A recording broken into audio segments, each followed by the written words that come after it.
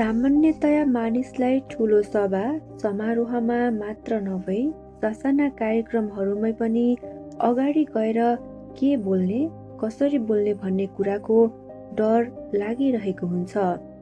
अझ कहिले नबोल्नेहरूले त झनै गाह्रो महसुस गर्ने गर्छन्।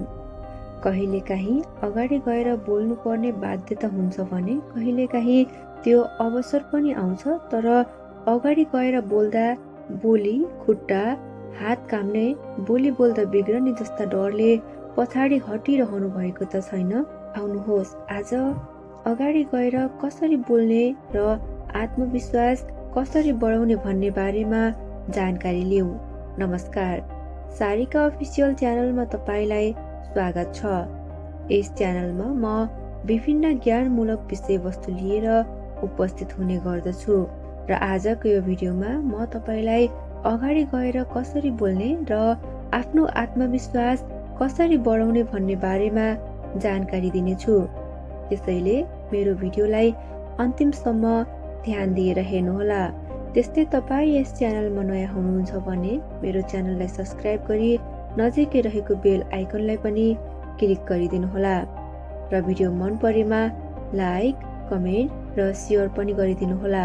साथीहरू, अब सुरु गरौँ अगाडि गएर कसरी बोल्ने र कसरी आत्मविश्वास बढाउने भन्नेतर्फ, जस अन्तर्गत रहेको छ डरलाई कम गर्नुहोस्। अगाडि गएर बोल्ने कुरालाई मात्र दिमागमा राख्नुहोस्। समय भएमा सङ्गीत सुन्ने या वरिपरिका व्यक्तिहरूसँग कुरा गर्ने, कार्यक्रममा मनोरञ्जनात्मक कार्य भएमा सहभागी हुने गर्नुहोस्। यसो गर्दा तपाईँको दिमाग अन्यत्र बाडिन्छ र तपाईँ नर्भस हुनुभएको छ भने त्यसमा कमी आउँछ। त्यसै गरी दोस्रो नम्बरमा रहेको छ सबैभन्दा पहिले भाषा र बोल्ने शब्द बिग्रने डर हुन्छ। हरेक व्यक्तिको विशेषता फरक हुन्छ। तपाईँले अर्को व्यक्ति जसरी नै बोल्नुपर्छ भन्ने हुँदैन। त्यसकारण अरूको जस्तो देखिन्न कि भन्ने डरलाई त्याग्नुहोस्।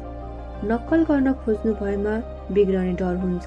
आफ्नै शैलीमा प्रस्तुति दिनु भएमा आत्मविश्वास बढ्दै जान्छ। त्यसै गरी तेस्रो नम्बरमा रहेको छ बोल्नका लागि अगाडि जानुभन्दा पहिले लामो लामो श्वास लिने र फ्याँक्ने गर्नुहोस्। यसो गर्दा तपाईँको दिमागलाई शान्ति मिल्छ। त्यो एक किसिमको मेडिटेसन बन्छ र तपाईँको दिमाग फ्रेस हुन्छ, जसले गर्दा डर कम हुन्छ। त्यसै गरी चौथो टिप्स रहेको छ प्रत्यक्ष सम्बन्ध नदेखिए पनि खाना र पोसाकले तपाईँको प्रस्तुतिमा प्रभाव पार्छ। अत्तालिँदा केही व्यक्तिलाई टाउको दुख्ने, पेट दुख्ने, रिङ्गटा लाग्ने जस्ता समस्या देखिन्छन्। स्वस्थ खाना र शरीरमा प्रशस्त मात्रामा पानीको मात्रा भएमा यी समस्या कम हुन्छन्। त्यस्तै समय र परिस्थिति अनुसारको पोसाक भएमा आत्मविश्वास बढ्ने गर्छ। झट्ट हेर्दा आकर्षक लाग्ने खालको पोसाक लगाउनाले तपाईँको आत्मविश्वास बढ्दै जान्छ, जसले गर्दा तपाईँ अरूभन्दा फरक किसिमको देखिनुहुन्छ, जसले तपाईँलाई आत्मविश्वास बढाउँछ र बोल्ने क्षमतामा पनि वृद्धि गर्छ। त्यसै गरी पाँचौं र अन्तिम टिप्स रहेको छ आफूलाई व्यक्त गर्नुहोस्। कुनै पनि सभा र समारोहमा सम्मिलित हुँदा मानिसहरूसँग घुलमिल हुने र उनीहरूसँग बोल्ने गर्नुहोस्। आफ्नो विचारको एउटा हिस्सा मानिसहरूको सामुन्ने पेश गर्नुहोस् र उनीहरूको प्रतिक्रिया कस्तो आउँछ त्यो हेर्नुहोस्। यदि त्यो थोरै सकारात्मक देखिए मात्र आफ्ना थप कुरा पेश गर्नुहोस्। साथीहरू, आज मैले तपाईँलाई अगाडि गएर कसरी बोल्न सकिन्छ र आत्मविश्वास कसरी बढाउन सकिन्छ भन्ने बारेमा जानकारी दिए।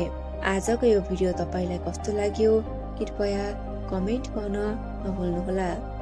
त्यस्तै तपाईँ यस च्यानलमा नयाँ हुनुहुन्छ भने मेरो च्यानललाई सब्स्क्राइब गरी नजिकै रहेको बेल आइकनलाई पनि क्लिक गरिदिनुहोला र भिडियो मन परेमा लाइक, कमेन्ट र सेयर पनि गरिदिनुहोला।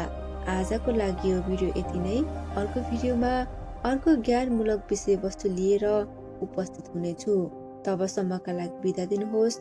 हवस् त, धन्यवाद, नमस्कार।